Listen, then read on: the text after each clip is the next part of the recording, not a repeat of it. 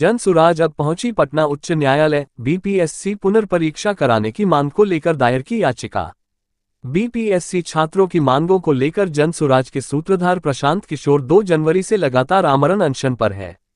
इस बीच 6 जनवरी को सत्याग्रह स्थल से उनकी गिरफ्तारी हुई और शाम तक कोर्ट से जमानत भी मिल गया।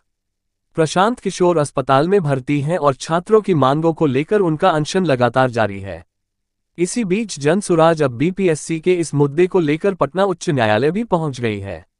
जनसुराज पार्टी ने बीपीएससी छात्रों की पुनर्परीक्षा की मांग को लेकर अब पटना उच्च न्यायालय का दरवाजा खटखटाया है और एक याचिका दायर की है। जनसुराज की ओर से अधिवक्ता प्रणव कुमार ने पटना उच्च न्यायालय में अनुच्छेद 226 के तहत रिट याचिका दायर कर 70वीं बीपीएससी परीक्षा को रद्द कर पुनर्परीक्षा कराने की मांग की है। इसके साथ ही कोर्ट से अनुरोध किया है कि जब तक पुनर्परीक्षा न हो जाए तब तक परीक्षा के परिणाम घोषित नहीं किए जाए। जनसुराज की ओर से दायर इस याचिका का टोकन नंबर है 438/2025। The next line is very important. It is a matter of great surprise that there is no version of police. ये बहुत आश्चर्य की बात है कि पुलिस का कोई वर्जन नहीं आया है। What? With regard to the circumstances, उन परिस्थितियों को लेकर under which जिसके तहत the accused petitioner मतलब कि Prashant Kishor was not released on bail by the police. किन परिस्थितियों के तहत पुलिस का ऐसा कोई स्टेटमेंट नहीं आया है कि उनको बेल थाने से नहीं दिया गया, जबकि सारे के सारे सेक्शंस अवेलेबल थे। तो किस बेसिस पर प्रवक्ता महोदय कहते हैं कि उन्होंने थाने से बेल लेने से इनकार किया? और इस बात की एंट्री अगर ऐसी बात रही होती तो इस ऑर्डर में रहता। आप लोग चाहें तो ये इसका ये ओरिजिनल का सर्टिफाइड कॉपी है हमारे पास, आप इसको देख सकते हैं, जो डिक्टेटेड करके साइन किया हुआ एसडीजीएम पटना का। ये सोचने वाली बात है कि जब वो कह रही है कि आई एम सरप्राइज्ड, जब बेलेबल सेक्शन है तो पुलिस का ये वर्जन नहीं आ रहा है कि किस परिस्थिति में आप इनको बेल नहीं दिए थाने से। तो ये सारी चीजें हैं आपके सामने हैं, स्पष्ट है। ऑर्डर जब साइन हो गया है उसमें सारी बातें आ गई हैं, ठीक है। उनको जो है बेऊर जेल ले जाया गया, Beur jail without authorized paper ले जाया गया, वहां से थाने लाया गया। डेटेन्यू को इतना परेशान, आप तो उसको ऐसे ट्रीट कर रहे थे कि जैसे वो आदमी टेररिस्ट है। सबको नमस्कार, धन्यवाद।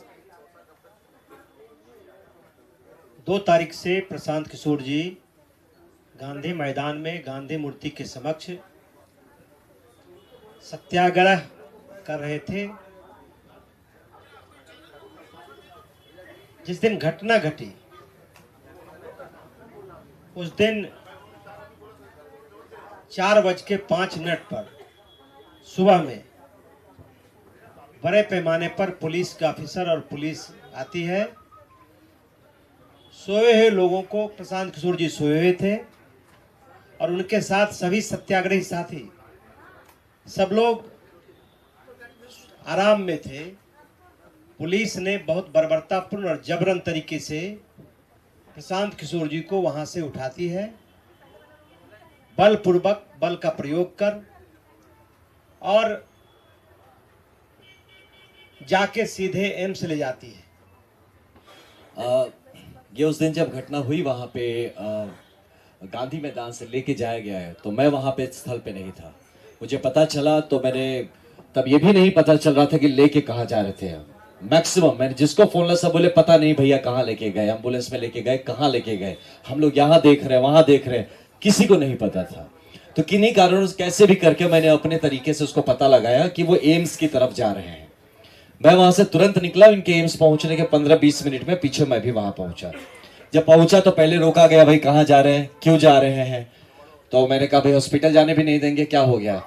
तो नहीं सर हम तो आपको जानते हैं, अब तो इसलिए रोक रहे हैं क्योंकि पहचान गए हमको।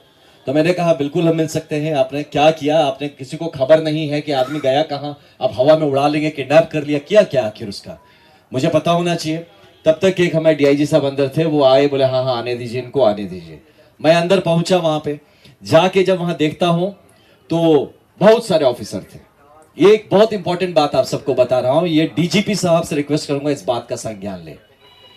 एक आदमी का रैंक नहीं दिख रहा था, कौन कौन से ऑफिसर हैं, किसी का नेम प्लेट नहीं था। डीके बासु गाइडलाइंस बोल के कुछ है धरती पर। ये डीके बासु, मैं खुद ऑफिसर रहा हूं, मैं जानता हूं कि आप अरेस्ट, डिटेंशन, ये सब जो प्रोसीजर्स का तरीका होता है। इतनी अनप्रोफेशनल पुलिस। आप देख रहे हैं आरएन न्यूज, हमेशा आपके साथ।